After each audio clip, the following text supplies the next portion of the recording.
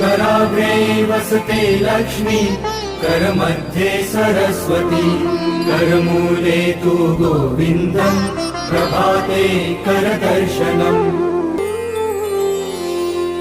कराग्रे वसते लक्ष्मी करमध्ये सरस्वती करमूले तु गोविन्दं प्रभाते करदर्शनम् कराग्रे वसते लक्ष्मी करमध्ये सरस्वती करमूले तु गोविन्दं प्रभाते करदर्शनम् दन्ताय वक्रतुण्डाय गौरीतनयाय धीमहि गजेशानाय भालचन्द्राय श्रीगणेशाय धीमहि एकदन्ताय वक्रतुण्डाय गौरीतनयाय धीमहि गजेशानाय भालचन्द्राय श्रीगणेशाय धीमहि गंगे च यमुने चैव गोदावरी सरस्वती नर्मदे सिन्धु कावेरी जलेऽस्मिन् सन्निधिं कुरु। गंगे च यमुने चैव गोदावरी सरस्वती नर्मदे सिन्धु कावेरी जलेऽस्मिन् सन्निधिं कुरु।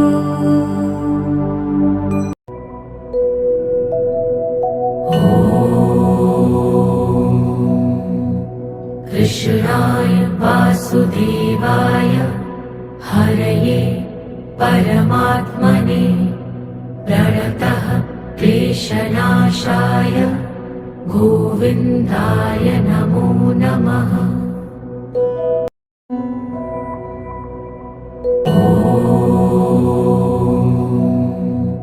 कृष्णाय वासुदेवाय हरये परमात्मने प्रणतः क्लेशनाशाय गोविन्दाय नमो नमः।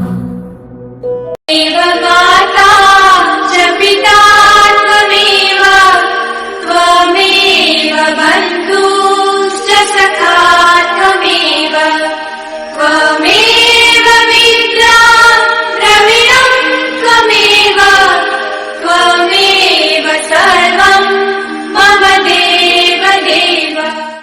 त्वमेव माता च पिता त्वमेव त्वमेव बन्धुश्च सखा त्वमेव त्वमेव विद्या द्रविणं त्वमेव त्वमेव सर्वं मम देव देव।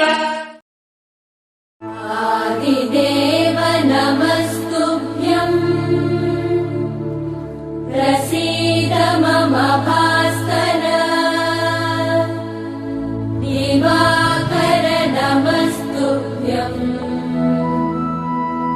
प्रभाकर नमोऽस्तु ते। आदिदेव नमस्तुभ्यं प्रसीद मम भास्कर दिवाकर नमस्तुभ्यं प्रभाकर नमोऽस्तु ते। वैश्वानरो भूत्वा प्राणिनां देहमाश्रितः प्राणापानसमायुक्तः पचाम्यन्नं चतुर्विधम्। अहं वैश्वानरो भूत्वा प्राणिनां देहमाश्रितः प्राणापानसमायुक्तः पचाम्यन्नं चतुर्विधम्।